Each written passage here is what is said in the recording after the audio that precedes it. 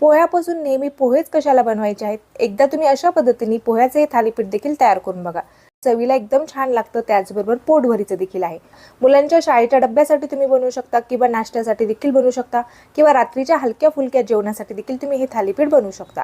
झटपट तयार होणारं पोह्याचे हे थालीपीठ कसं तयार करायचं ते आज आपल्याला बघायचं आहे. चला तर मग जास्त वेळ न घालता रेसिपीला सुरुवात करूया.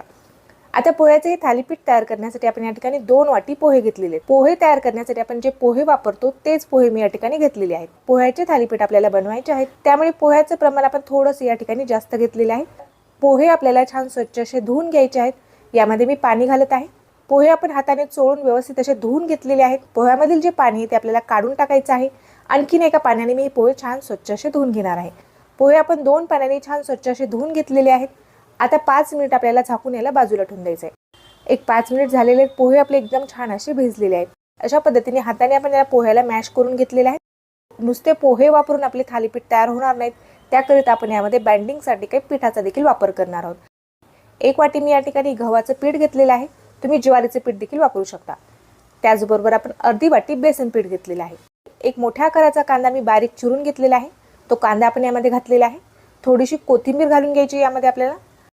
तुमच्या आवडीप्रमाणे तुम्ही यामध्ये भाज्या घालू शकता. ज्या भाज्या तुम्हाला मुलांना खाऊ घालायच्या आहेत त्या भाज्या तुम्ही यामध्ये घालू शकता. मुलांच्या लक्षात देखील येणार नाही की तुम्ही यामध्ये भाज्याचा देखील वापर केलेला आहे.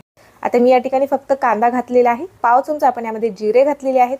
2 चमचे आपण यामध्ये तीळ घालून घेतलेले आहेत. अगदी थोडीशी आपण यामध्ये कस्तुरी मेथी घातलेली आहे. हातावरती आपल्याला ही कस्तुरी मेथी थोडीशी चोळून घ्यायची आहे आणि यामध्ये घालून घ्यायची आहे. तुम्ही ताजी मेथी देखील या ठिकाणी वापरू शकता. थोडीशी जरी आपण यामध्ये कस्तुरी मेथी घातली तर थालीपीठाला खूप छान अशी चव येते. तर एकदा नक्कीच तुम्ही कस्तुरी मेथी घालून हे पोह्याचे थालीपीठ तयार करून बघा. पाव चमचा आपण यामध्ये हळद घातलेली आहे. अर्धा चमचा आपण यामध्ये लाल तिखट घातलेला आहे. चवीपुरतं आपण यामध्ये मीठ घालून घेतलेलं आहे. सुरुवातीला पाणी न घालता मी पीठ पोह्यासोबत छान असं मिक्स करून घेतलेलं आहे. अर्धी वाटी पाणी घालून मी अशा पद्धतीने हे पीठ भिजवून घेतलेलं आहे. थालीपीठसाठी आपण ज्या पद्धतीने पीठ तयार करतो तसंच पीठ मी या ठिकाणी तयार करून घेतलेलं आहे. आता पीठ मुरण्यासाठी आपल्याला ठेवायची गरज नाहीये, लगेचच आपल्याला हे थालीपीठ तयार करून घ्यायचे आहे. केळीचं पान मी या ठिकाणी गोल आकारामध्ये कट करून घेतलेलं आहे. केळीच्या पानावरती मी हे थालीपीठ तयार करून घेणार आहे. या ठिकाणी तुम्ही बटर पेपर किंवा कपड्याचा वापर करू शकता. केळीच्या पानाला आपल्याला तेल किंवा पाणी लावून घ्यायचं आहे, तरच आपले थालीपीठ निघतील. तर मी या ठिकाणी तेलाचा वापर केलेला आहे. पिठाचा आपण अशा पद्धतीने एक छोटासा गोळा घेतलेला आहे. आता आपल्याला हे थालीपीठ केळीच्या पानावरती थापून घ्यायचं आहे. कुठे जाड किंवा कुठे पातळ ठेवायचं नाही. सर्व बाजूने आपण सारखं असं हे थालीपीठ थापून घेतलेलं आहे. यावरती मी थोडेसे तीळ देखील लावून घेतले होते. आता आपल्याला लगेचच हे थालीपीठ भाजून घ्यायचं आहे. कमी गॅसवरती तवा आपण छान असा गरम करून घेतलेला आहे. तवा छान तापलेला आहे. तव्याला आपण थोडंसं तेल लावून घेतलेलं आहे. केळीच्या पानावरील हे थालीपीठ आपल्याला तव्यावरती घालून घ्यायचं आहे. केळीचं पान आपल्याला जरा वेळ असंच ठेवून द्यायचं आहे. लगेचच हे केळीचं पान थालीपीठापासून वेगळं होतं. अलगद आपल्याला केळीचं पान काढून घ्यायचं आहे. एकदम सहजरित्या हे केळीचं पान निघतं. थालीपीठ आपल्याला दोन्ही बाजूनी छान खरपूस असं भाजून घ्यायचं आहे. थालीपीठाच्या वरच्या बाजूला देखील आपल्याला चमच्याने तेल सोडून घ्यायचं आहे आणि दोन्ही बाजूने आपल्याला थालीपीठ छान असं भाजून घ्यायचं आहे. थालीपीठाची एक बाजू छान भाजलेली आहे. वरची बाजू थोडीशी कोरडी झाली, लगेचच आपल्याला थालीपीठ पलटी करून घ्यायचं आहे. दुसरी बाजू देखील आपल्याला छान अशी भाजून घ्यायची आहे. अलटी पलटी करत मस्त असं आपण मध्यम गॅसवरती हे थालीपीठ भाजून घेतलेलं आहे. हाय फ्लेमवरती जर तुम्ही थालीपीठ भाजलं तर लगेचच याचा रंग चेंज होतो, पण थालीपीठ व्यवस्थित असं भाजलं जात नाही. त्यामुळे मध्यम गॅसवरती कुरकुरीत होईपर्यंत आपल्याला थालीपीठ भाजून घ्यायचं आहे. तर मस्त असं आपण हे थालीपीठ भाजून घेतलेलं आहे.